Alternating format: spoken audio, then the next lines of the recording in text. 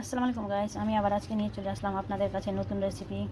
মোয়া মাছ বেগুন দিয়ে রান্না করব। মোয়া মাছকে ধুয়ে নিয়েছি, ভালো করে বানিয়ে ধুয়ে নিয়েছি। পরিমাণ মতন হলুদ লবণ দিয়ে দেব, দিয়ে দিলাম একটু লবণ আর দিলাম হলুদ। এবার আমি মেখে নেব ভালো করে। মেখে নিয়েছি ভালো করে। এবার আমি কড়াইটা চাপিয়ে দিয়েছি, এবার তেল দিয়ে দেব।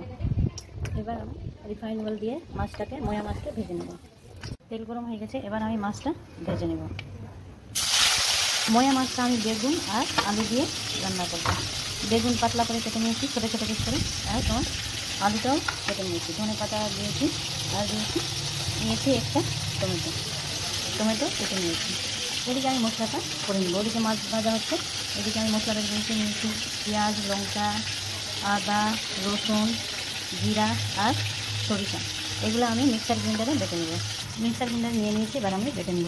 একদিকে ভাজা হয়ে গেছে, এবার অন্যদিকে আমি পাল্টে দিয়েছি মাছটাকে।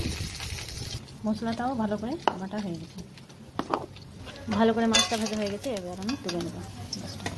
দেখুন গোল্ডেন কালারের হয়ে গেছে, ভালো করে ভাজা হয়ে গেছে। এবার আরেকবার আমি ভেজে নেব মাছটা। একদিকে ভাজা হয়ে গেছে, এবার আমি পাল্টে দেব। মাছগুলো ভাজা হয়ে গেছে, এবার আমি মশলা ভেজে নেব। আমি দিব গোটা জিরা একটু। এবার একটা পেঁয়াজ কেটে রেখেছিলাম, একটা পেঁয়াজ আর দুটো লঙ্কা দিয়ে দেবো। পেঁয়াজ, লঙ্কা, জিরা ভালো করে ভেজে নেব। এবার দিয়ে দিব একটা টমেটো কেটে রেখেছি, এবার দিয়ে দেবো আমি টমেটোটা। এবার স্বাদ অনুযায়ী আমি টমেটোতে লবণ দিয়ে দেবো। এবার দিয়ে দেবো হলুদ। তুমি পারলে টমেটোর বদলে আম দিতে পারো, আজকে আমি আম দিলাম না। আমি আম দিয়ে বেশি খাই, কিন্তু আজকে টমেটো দিয়ে আমি রান্না করবো মোয়া মাছকে।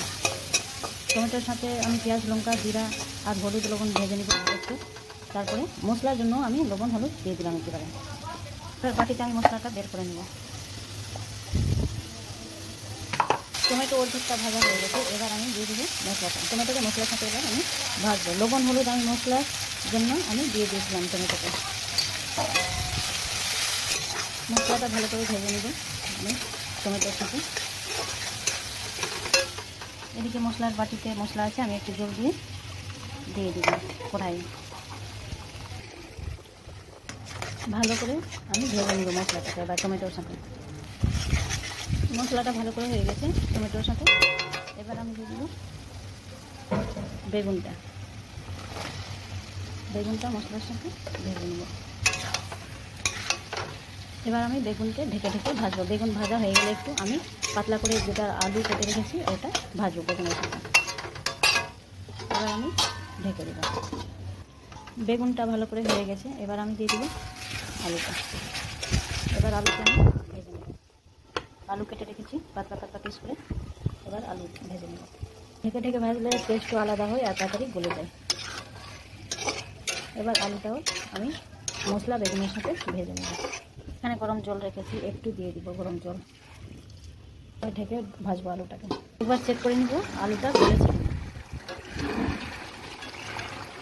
পাতলা পাতলা ভাগ করেছি, পাতলা পাতলা শুকে আলুটা তাড়াতাড়ি গলে যায়। আর একটু থাকবে, আর একটু ভেজে নিচ্ছি, তারপরে আলুটা ঠিক ভালো করে গলে যাবে। বেগুনের মশলা লবণ সবই ভালো করে হয়ে যেতে ভাজার মতো। আর একটু ঢেকে আমি ভেজে নিব আলু বেগুনকে। এবার চেক করে নিব ভালো করে, মনে হয় এবার গলে গেছে আলুটা।